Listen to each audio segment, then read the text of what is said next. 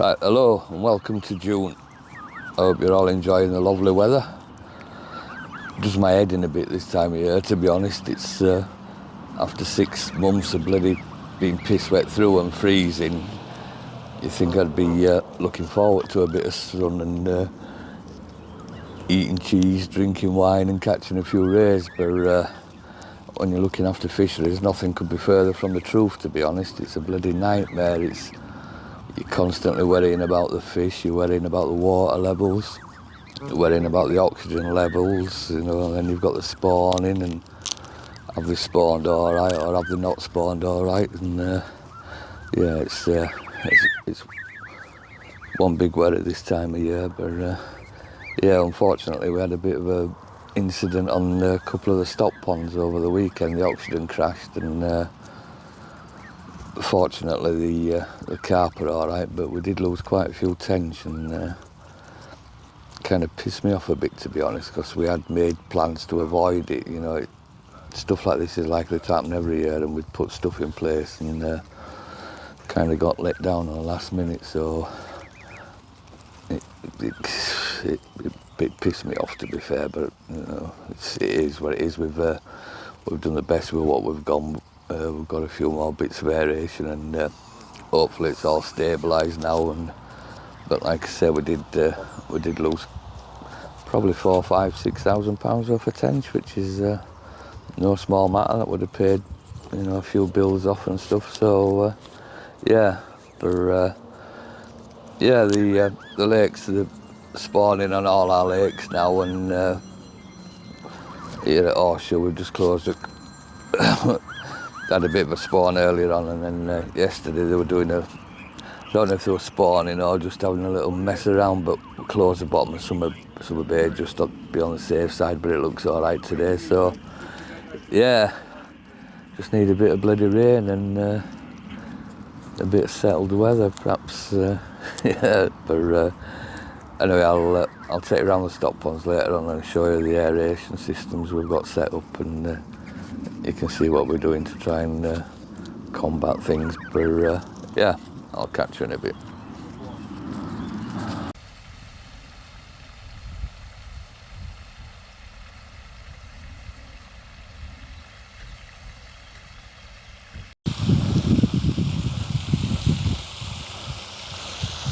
Right, so this is the lagoon stock pond now, and like I said, because we haven't exactly got the aeration system we would have liked to, we've had to improvise a little bit. So if you can see there, it looks great and it seems to be doing the trick. The only thing with them is we've never used them before. They're from China, so I don't know what the longevity is like, but they're certainly working. So like I say, this job you have to improvise all the time, but it looks to be doing the job. And then if you look over there, we've got the like a 2-inch pump going in there, which probably looks like it's not doing the right lot, but it was actually a lifesaver on Saturday when we had oxygen problems. We didn't lose any fish in here, actually. This pond's been all right. So but that's what we've had to do here, and we'll go and have a look at one of the other ponds and I'll show you the systems we've got on there. So we're up on the towards the headland now. This is the newest stock pond. This one's actually lined, and this is the one we had a bit of trouble with over the weekend. And what it was, we were having trouble with one of the stock ponds up in the mound, so we took the aerator out of here because we had some coming the next day and put it in the mounds. Consequently, the aerators we were expecting haven't arrived. So when we came back in the next day, there were bloody a dozen or so tench floating around dead in here, so we had to get the aerator back there. But I'll just show you which aerator we've got on here. You can see there we've got the diffusers going. They're running pretty much permanently. I'm not convinced how much oxygen they actually give out, but again, like everything, they're certainly better than nothing. But see over there, we had the electrics installed the other year, and we've got the aerator there. They call that one a Force 7. that sort of blows the air out from under the water, as you can see, and pushes the water around a bit. So we've got that one going now, and we've topped the stock pond up now. It's probably at capacity water level if you have a look over there, and touch wood, it seems to be going all right at the minute. So but while we're looking at the stock ponds, I might as well go up and show you the other two, and we've got different systems on them all at the minute. It's like I say, you have to sort of improvise a little bit and do what you can, but yeah, we'll go and have a look at another one. Right, we're up on the what we call the mound stock pond now. We had a few issues with this one as well over the weekend. We had I don't know, 12, 14 dead tench floating around in here on Saturday morning. So you look at the aerator over there, that's a smaller version of the one I showed you earlier on. That's, again, it's another Chinese one, but to be fair, that one's been running solid for over a week now, so hopefully it lasts out. Got the diffusers as well. In this pond we've got a load of the smaller carp, I don't know, maybe £1, £2, and maybe a bit smaller, but there might be a few escapees here. So yeah, we'll see how we're getting on that. If you have a look at the top, it's getting a bit green. It normally get a bit of an algae bloom on here. It's a bit of a pain in the arse, this stock pond, because it's really silty, but you can't get the silt out. That bank over there is not sort of strong enough to get a digger on, so we need to think what to do with this over the winter. Might do something with it. It seems to have a couple of natural springs running in from it as well, which the minute you empty it to do some work on it, you come back the next day and it's filled back up. So yeah, something to think about and see what we can come up with over the summer to get put in action on the winter. But yeah, right, just one more pond to show you up at the top, Brian's Pond, so we'll go up there. Right, we're up at the top stock pond now, Brian's Pond, so I'll show you what we've got going on up here.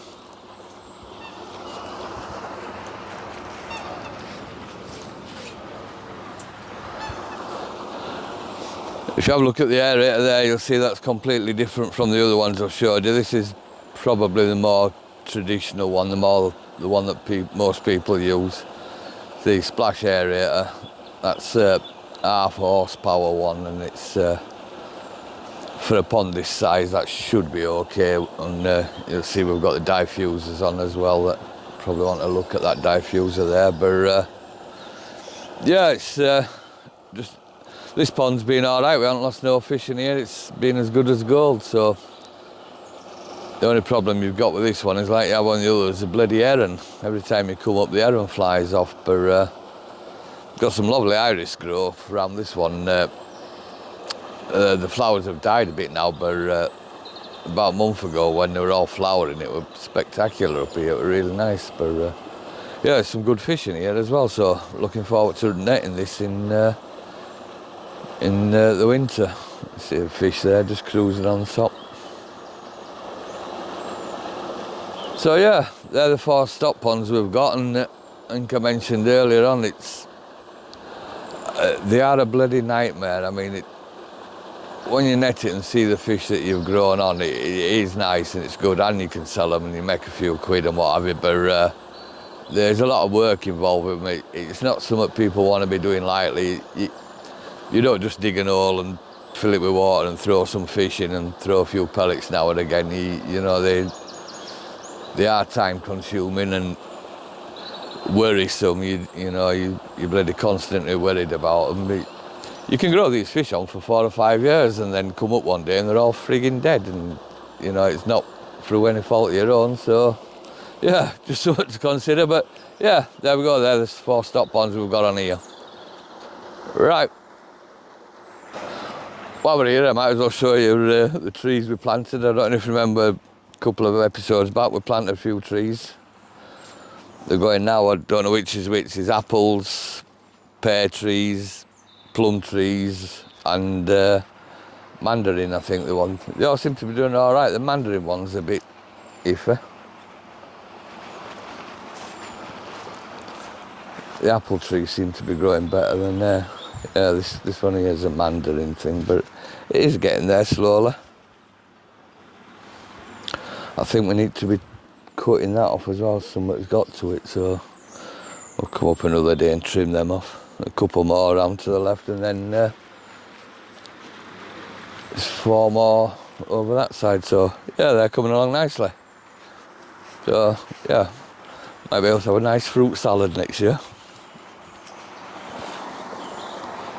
There you go, a quick look at the stock ponds, or should really call them the fish rearing ponds, shouldn't I really, because they're not just for our stock. I've actually helped quite a few clubs out since we've been growing the fish on, quite a few local clubs and some a bit further away that have either suffered with fish kills or otter predation. So yeah, although they are hard work, they are worth it, but yeah, Jesus, there is sometimes where you just think, no man, I can't carry on with that. But anyway, it is what it is. So yeah, while we're doing the stock ponds, the lake were open after spawning, and there were a few fish coming out. So one guy in particular was catching a few, so I thought I'd catch up with him. So let's see what happens when I caught up with Gavin Carter.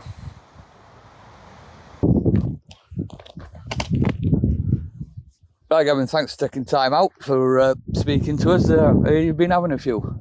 Yeah, got down yesterday. I knew the fish were kind of busy in Summer Bay last week, so I did a quick night last week. And I set up originally at the mouth of Summer Bay, around on the peninsula, and the fish that were there quickly did the off. So I thought, right, I'm not sitting here, I need to go and find them, because the key on here is you've got to be on the fish, right? It's just how it is.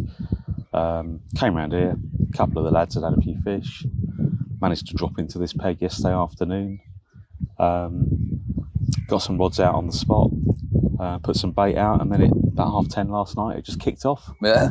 I had about 3 hours of crazy activity with all rods going, and chaos, and then ended up reeling in for 4 hours at 3 o'clock this morning just to get some sleep. How many had you had by then? I'd had 5 by then, in about 3 hours, so about one every 40 minutes.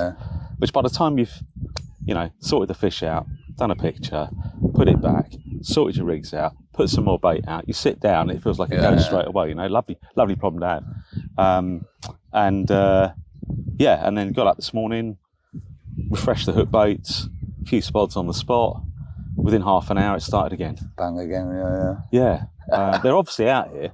They've not been showing loads, but I think I'm just catching them as they're moving up and down this centre bit of the top half of the lake. Yeah. How many are you on now then? I've had 11 now. And that's in less than 24 hours. Yeah, less than 24 hours. I wasn't fishing until about 4 o'clock here yesterday. No. Yeah. I've noticed you kind of do short sessions, but you always seem to catch a few fish. Do you sort of look for with fishing shorter sessions? Do you sort of spend a bit more time looking? Yeah. The first thing I do when I'm here, I'm not ever so good at staying in touch with what's going on when I'm not on a lake. It doesn't matter where I'm fishing. I kind of like to turn up and have my own take on things. Otherwise, I find staying in touch when you're not on the water, you turn up, you go on old information from yesterday or the day before, and very often the situation's changed by the time you arrive. So yeah, I use my eyes. The first thing I do whenever I come here, and I probably fish it, once a month. I don't fish it all the time because I'm often on farriers. But the first thing I do is get round the lake. Yeah. And luckily, because you can drive, you can cover quite a lot of the lake very quickly. Winter Bay, Summer Bay, the peninsula. You can see the top half of the lake here. And it's all about location. If I'm not on fish on here, then I feel like I'm wasting my time. And I'm not. The truth is, there's fish everywhere, right? They're not all shoaled up. But if you want to have a good chance of a bit of a hit, then location is everything. It's quite funny you should mention not staying in touch. It's like most of my fishing for years and years, and you never dreamed of contacting a lake or anyone to find out. How, if you wanted to go fishing, you kind of went and took it from what happened when you got there. But then again, there were no sort of social media and stuff, so I don't really. Yeah, you think before mobile phones, before social media, it was, you didn't know what was going on. I'd turn up to a lake on maybe say Monday or Tuesday, and if there was someone there, I'd have a word of them. So Johnny had one out on Wednesday, I think. All right, it's fishing, all right. I know. I know, but I'm in a position where I can fish most weeks if I want to, and I can fish midweek now because of the way my work works. But I don't want it to become monotonous. So by fishing more than one water all the time, and by not living and breathing it when I'm not there, when I turn up to fish, I feel fresher. I feel more kind of ready to use my head and use my eyes and do a bit of watercraft, which is kind of what it's all about. Really. I find a lot of people, like you say, it's quite robotic. They turn up and fish whichever swim someone's had the last, and they'll fish at exact same spot. And these are guys that have had hundreds and hundreds of fish. You think, well, why don't you get yourself an unfancied swim and try and get one from there? I don't know, maybe me. Well, when I got here yesterday, I fished 2 rods in the margin, so literally an underarm, less than 10 yards with a handful of boilies over the top. And I did that right the way up until about 9 o'clock last night, when I thought, right, they're not happening, let's get 2 rods on bait now for the night, because I knew from my one night I did last week, and that was the first session I'd done for ages on here, the bites came at sort of 1 in the morning and then 8:30 in the morning, so it seems to be that early hours of the morning at the moment. Probably because it's hot. But then the surprising thing about this session has been it's just kept happening. It's nice when that happens. But you get into a rhythm with sessions like this, I find. So it's kind of, you have a fish, you're really accurate with your casting, really accurate with putting some more bait out. I've not put loads out. We're talking 2 to 4 spods per fish. So I'm not filling it in, but just enough so that there's always something there. Keep them there. Exactly. Keep them, get them to stop, because I think they're drifting through all the time. How long have you fished on horseshoe then? You've been here a couple of years, a few years? So I had a ticket back in the early 2000s. Right. When I first moved to Gloucestershire, so I had a ticket for about 2 years, which is the old 10-year ticket, right, way back. And then I had a very long gap, and then I came back to a season probably 2 years ago, and then I've been back on here again, currently since about August. You've got a Farriers ticket as well, haven't you? Yeah, I've got both. So how long have you been on there? I've been on Farriers since August last year, so it's still my first year. All right, with that first, you've had a few from there, haven't you? I know you caught one when me and Carl were walking past that. Well, you guys seem to be my lucky charms. Every time you appear, I think, oh great, I'm going to get a bite in a minute, because that's usually the way. But no, Farriers is it's quite a tricky water. It's it's not big. You can pretty much cast to you can cast to every bit of water in the lake without fishing more than 80-85 yards probably. Unless you're a rowboat. Well, yeah, exactly. Yeah, you can fish any water you want. It doesn't matter if someone else is already there. No, that's it. But the fish can be tricky, and I think the last couple of years there's been a lot less weed to how it used to be, and I never fished it when it was choked with weed. And I've seen it on other waters when the weed goes from weedy water, and it is cyclical, isn't it? They say 7 years. You tend to find the fish become more flighty. Definitely.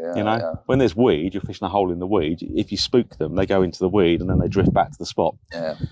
When there's no weed, they can disappear to the other end of the lake in a flash. I was amazed last year. I went down to fish it in the match that Brownie organisers, and I got the first eye back. And I fished there before, and I'd fished to the right hand side, just on the edge of the weed.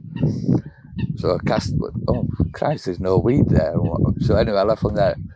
Friday afternoon, the fish came patrolling in. I thought, oh, great. About half an hour later, back out. I never had a sniff and stuff. But it was bizarre. Like I say, it's, if you haven't seen it before, with no weed last year compared to, I don't know, at least 10 years. I know people say it's cyclical, but I've never seen it like it was last year. It was incredible. It was barren. And I don't think there's much yet so far this year. No, but I haven't been down for a while, but I believe so. But it's just, I don't know what the hell happens with there and stuff. I think it just happens. I think weed grows in a cycle and it peaks and then it dies back and then it comes back steadily. Yeah, I know, because everyone's saying to me, what have you done with the weed and stuff? But I genuinely haven't done anything. It's just there, they're looking at me like suspicious. No, I genuinely haven't done that. No. But Farriers is an amazing lake, and the stock is incredible. It's a big head of very big fish, and a big head of good 30s as well that sit behind the 40s. And sometimes it can be so tricky. You're thinking, where where are they? Yeah. You know. Yeah, people get a sort of false impression that you go down there and you're bagging 40s up, and I mean, you can't do right time, right place. You can do that anyway. It has can't spells you? like But, everything. but it's not an easy water by any stretch of the imagination. No, it's not. No, it's not. You mentioned earlier on about your work. You've got quite an interesting job. I DJ. Yeah. So my work tends to be weekends. Yeah. You know, Fridays, Saturdays, Sundays. That tends to be when I'm busier, especially in the summer, especially in the winter as well. Over the Christmas period, it gets really busy. Lots of parties going on. Yeah. Me and Carl were listening to a bit on Mixcloud the other day. Carl was showing nice stuff. Yeah, it's quite good. I quite like it. Nice. I know I'm an old geek now, but yeah, I really enjoy it. Well, I'm not spring chicken anymore, but I love. I've always DJ'd, and I went off and did a proper job for a while. You know, for 25 years, and had a family and paid the mortgage and all the stuff you have to do. You know, and then managed to have an opportunity to change that a couple of years back. And, I always wanted to be full time, focusing on music, and now, you know, it's becoming a big part of my week. You know, a week, even though I might be fishing, I'm working on, you know, my set list for the weekend, or I'm helping with promoting a gig that's coming up next month, or so it's great. It's really nice. I feel quite privileged. When you started DJing, were you kind of just like the 70s DJs, and then the sort of ravey scene took over? Did you So I started DJing in the late 80s, very late 80s, and that's when house music was just emerging, and that kind of dance music set of genres. So I pretty much was into house from when it first broke in about 87, 88. And all of my early DJing was playing house music. You know, we used to do like acid house nights in this dingy little nightclub in Portsmouth, you know, with a strobe and a smoke machine going. And of course, back then it was vinyl. And it was Technics turntables, and there was none of the technology that you've got today. You know, and if you couldn't mix, it pretty much was obvious immediately that you couldn't mix. So it was all by ear. So yeah, very, very different. But those skills have made it very easy for me over the last 10 years to get into digital DJing, which is where it is now. You know, using digital files and using the latest kit. And you know, I've been lucky enough to play some amazing gigs with some, you know, fairly big. What have you played with? Building. Yeah, people from you know, my era, people like Dave Pearce, Judge Jules last month. And then equally, you know, people like Sammy Virgie, who's a right now. You know, if you're down with the kids, he's the man. Literally last Saturday it was me and him, you know, finishing this big party at an outdoor club in Gloucester. So it's great. I love it. Absolutely love it. So my week is that at the weekends, and then a bit of fishing each week. I know when we used to go raving back in the day and stuff, I used to work at weekends and go full on mad raving, or whatever it was called in them days, all weekend, and then Monday to Friday I'd be carp fishing. Exactly. I mean, back in the day, Christ, I'd be getting up. You know, I'd work till 2, 3 in the morning and get up and go to work at 8:30 in the morning. You know. Have you ever DJ'd with Nick Warren or any of them? No, I haven't. No. No, but I know people that know him actually. Yeah, in carp fishing actually. Yeah. All right. Yeah. He's still going strong then, yeah. Still going strong. Way out west or something. That's right. Yeah, he's Bristol way. Yeah. I'm seeing Carl Cox as a punter. Right. I'm seeing Carl Cox and Sasha and Digweed on the beach at Brighton later this month. So that'd be cool. My mate years ago, he used to love Sasha and stuff. He used to tell her and piss out. He had a man crush on Sasha, but Sasha were big things for him back in the day. And Digweed, like I said, Seb Fontaine and all that. Yeah. Oh yeah, my mate would in fact, we're at a gig again. My missus and I and some friends next Friday. Seb Fontaine. Oh right. Is headlining that. Yeah. Oh cool. Yeah. I'm not playing unfortunately, but I'll be there just enjoying the music. So I'm a music fan first. You know, music lover first, and if I get to play parties and work with some great DJs and give people a good time and everybody's having a great time, it's such a buzz, you know. That's the buzz, is when everybody's having a good time and you're feeding that. I think that was the main attraction of it. It's like organic, isn't it? All of a sudden everyone's as one in the crowd, and it's proper fun. Not carry on, but No, you're right. It's a real once you buzz. get that right thing going, it's just you've got it, haven't you? Yeah, and it's kind of, you know, right tune at the right Yeah. time. It's Oh, reading the definitely. room. It's, Yeah. you know, people don't want to party early on. You've got to pick the right point in the evening to kind of start to wind it up, you know? But yeah, I love it. Absolutely love it. Good stuff. Brilliant. Gavin, thanks ever so much for joining us. Cheers, Miles. My pleasure. Cheers. Thanks, mate. There you go. My thanks to Gavin there for doing that for us. I think he ended up on about 13 fish. It's not bad going, and like I said in the interview, he does seem to catch a few, and like I say, on short sessions, and quite interesting what he says about location. It's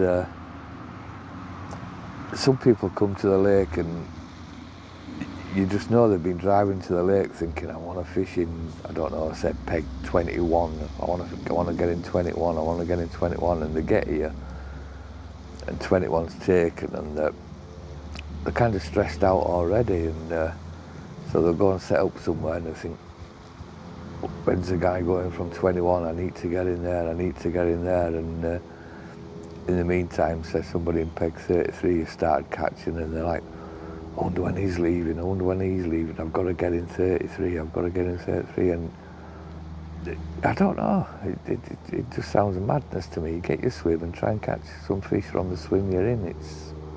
I don't know, it's something I always bang on about, so it's pointless going on again, but yeah, my thanks to Gavin, nice fella.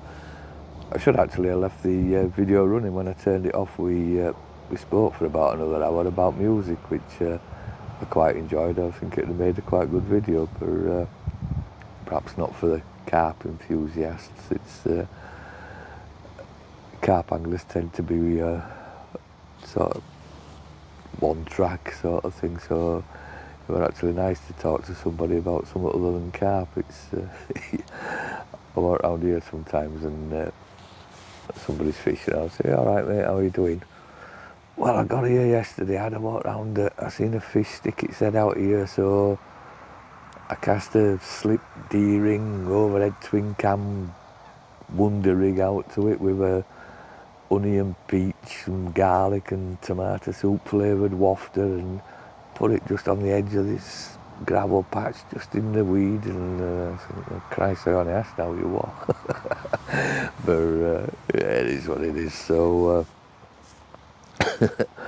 yeah, that's probably about it for this episode. It's back end of July now, and we're on with getting things ready for the Festival of Carp, which is a week on Saturday, which will be the 8th of July. So, and yeah, it's promising to be a decent event, but there's quite a lot to do before the event starts. So next month's going to be a busy month. We've got the juniors as well in July, so yeah, no rest for the wicked. So anyway, I shall leave you for now. Just a reminder that all the members should have had a copy of the latest Carp Fisher that's it's been posted out to every member. If you haven't got one, give us a ring, and you can always pick one up when you arrive at the fishery. They are for sale publicly as well. We've got a few for sale, so if you want one, give us a bell and we'll sort you out with one. It's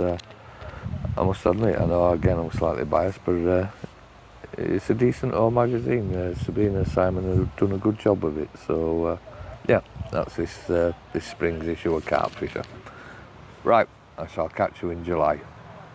Cheers, bye bye.